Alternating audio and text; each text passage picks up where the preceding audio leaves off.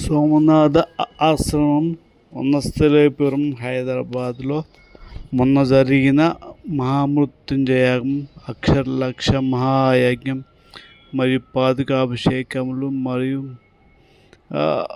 ఈ యజ్ఞంలో సర్వ పాపములు నశిస్తాయి, సర్వ కోరికలు తీరుతాయి, అన్ని కోరికలు తీరుతాయి. చాలా అద్భుతంగా జరిగింది ఈ యజ్ఞం. చూడండి ఫోటోలు. చాలామంది ఆడవాళ్ళు, మగవాళ్ళు, అన్ని తేడాలు, చిన్నపిల్లలు, వృద్ధులని తేడా లేకుండా చాలామంది ఈ యజ్ఞంలో పాల్గొన్నారు. వాళ్ళ కోరికలను అన్నీ తీర్చుకున్నారు.